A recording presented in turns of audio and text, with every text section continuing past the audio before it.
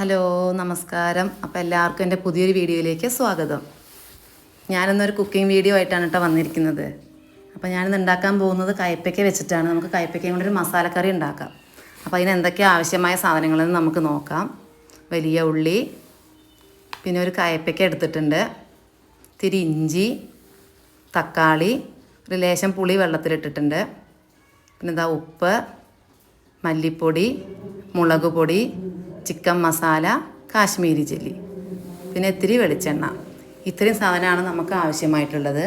അപ്പോൾ നമുക്ക് എങ്ങനെ ഉണ്ടാക്കുന്നതെന്ന് നോക്കാം. അപ്പോൾ ചട്ടി വെച്ചിട്ടുണ്ട്, ചൂടായിട്ടുണ്ട്. അപ്പോൾ അതിലേക്കിതാ വെളിച്ചെണ്ണ ഒഴിച്ചു കൊടുക്കുകയാണ്.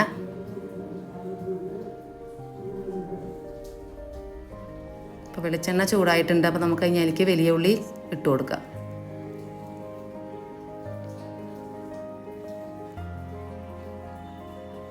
ഇനി നമുക്ക് ഈ വലിയ ഉള്ളി ഒന്ന് വഴറ്റിയെടുക്കണം.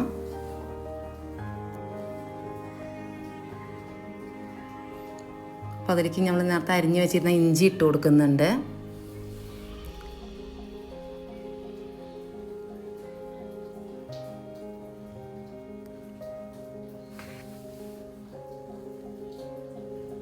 അപ്പോൾ ഉള്ളി പെട്ടെന്ന് വേവാൻ വേണ്ടിയിട്ടൊരു ശകലം ഉപ്പ് ചേർത്ത് കൊടുക്കുക. ഇനി നമുക്ക് നന്നായിട്ട് ഇളക്കിയിട്ട് ഉള്ളി വഴറ്റിയെടുക്കാം. പൊതുവേ കുട്ടികൾക്കൊക്കെ കഴിക്കാൻ ഒരുപാട് മടിയുള്ള ഒന്നാണ് കേട്ടോ കയ്പ്പയ്ക്ക. അപ്പോൾ ഇങ്ങനെ ഉണ്ടാക്കി കൊടുത്തു കഴിഞ്ഞാൽ കുട്ടികൾ എന്തായാലും കഴിക്കും. അതേമാതിരി ഷുഗർ പേഷ്യൻസിനാണെങ്കിലും അല്ലാത്തവർക്കാണെങ്കിലും ഒരുപാട് നല്ലതാണ് കയ്പ്പയ്ക്ക. രോഗപ്രതിരോധശേഷി ഉണ്ടാക്കാനും ഒരുപാട് നല്ലതാണ്. അതിന് ഒരുപാട് ഇരുമ്പിൻ്റെയും കാൽസ്യൻ്റെയും ഒരുപാട് ഇരുമ്പും കാൽസ്യം ഇതിൽ അടങ്ങിയിട്ടുണ്ട് കേട്ടോ കയ്പ്പയ്ക്കയിൽ. പിന്നെ ഷുഗർ പേഷ്യൻസിനാണെങ്കിലും അവരുടെ രക്തത്തിൽ ഈ പഞ്ചസാരയുടെ അളവൊക്കെ ബാലൻസ് ചെയ്യാൻ കയ്പ്പയ്ക്ക ഒരുപാട് സഹായിക്കുന്നുണ്ട്. അപ്പോൾ അതാ ഉള്ളി നന്നായിട്ട് നമ്മൾ വഴറ്റി കൊടുക്കുന്നുണ്ട്.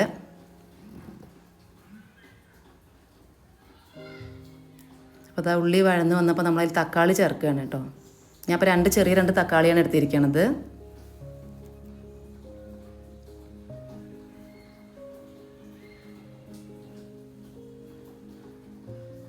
നമുക്ക് തക്കാളി ഒന്ന് നന്നായിട്ട് വേവണം. അതുവരെ നമുക്കൊന്ന് ഇളക്കിയെടുക്കാം.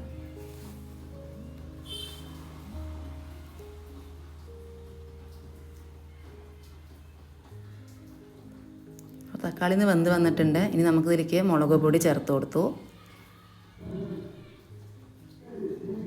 പിന്നെ മല്ലിപ്പൊടി,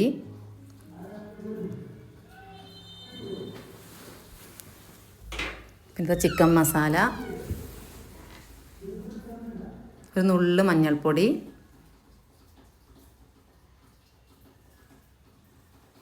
കളറിന് വേണ്ടിയിട്ട് കുറച്ച് കാശ്മീരി ചില്ലി, ഇത്രയാണ് ചേർത്ത് കൊടുത്തിരിക്കുന്നത്. ഇനി നമുക്ക് നന്നായിട്ട് ഇളക്കിയെടുക്കാം. പൊടിയുടെ നിന്ന് പച്ചമണം മാറണ വരെ നമ്മളൊന്ന് ഇളക്കി കൊടുക്കുന്നുണ്ട്.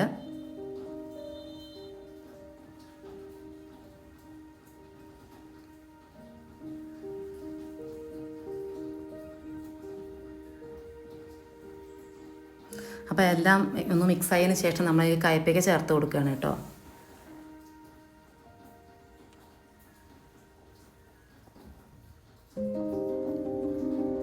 ഇനി നമുക്കിതിലേക്ക് പുളി നേരത്തെ നമ്മൾ പുളി വെള്ളത്തിലിട്ടിരുന്നില്ല, നന്നായിട്ട് പിഴിഞ്ഞിട്ട് അതിൻ്റെ വെള്ളം കൂടി ഒന്ന് ഒഴിച്ചു കൊടുക്കാം.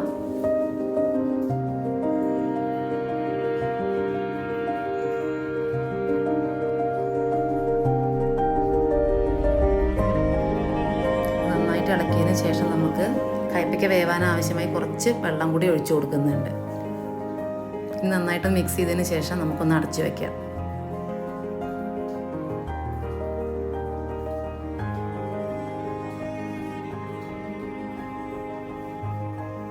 ഈ സമയത്ത് ഞാൻ ഉപ്പ് നോക്കിയപ്പോൾ എൻ്റെ കയ്യിൽ കുറച്ച് ഉപ്പേ ഉണ്ടായിരുന്നുള്ളൂ. നമ്മൾ ഉള്ളി വഴറ്റുമ്പോൾ കുറച്ച് ഉപ്പേ ഇട്ട് കൊടുത്തിട്ടുണ്ടായിരുന്നുള്ളൂ.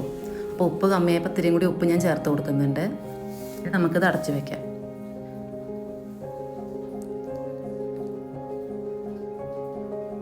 പിന്നെ ഇടയ്ക്കൊന്ന് തുറന്ന് ഇളക്കി കൊടുക്കുന്നുണ്ട്, കാരണം എല്ലാ കയ്പ്പയ്ക്കും വേവണമല്ലോ. നന്നായിട്ട് ഇളക്കി കൊടുത്തതിന് ശേഷം നമുക്ക് ഒന്നും കൂടി അടച്ചു വെച്ച് വേവിക്കാം.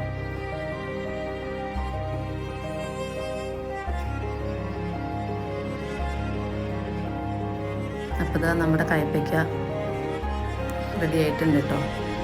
നല്ല മണമൊക്കെ വരുന്നുണ്ട്, മസാലക്കറിയുടെ മണമൊക്കെ വരുന്നുണ്ട്. ഇപ്പോൾ വെള്ളമൊക്കെ പാകത്തിന് തന്നെ ഒഴിച്ചതുകൊണ്ട് തന്നെ അതൊക്കെ കറക്റ്റ് വറ്റി വന്നിട്ടുണ്ട് കേട്ടോ. ഇനി നമുക്കിത് സെർവിങ് പ്ലേറ്റിലേക്ക് മാറ്റാം.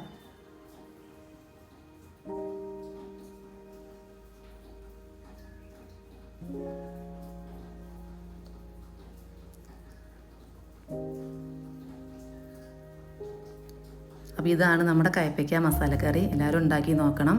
ഇഷ്ടപ്പെട്ടാൽ കമൻറ്റ് ചെയ്യണം. അപ്പോൾ ശരി, ഇന്നത്തെ വീഡിയോ ഇത്രയേ ഉള്ളൂ.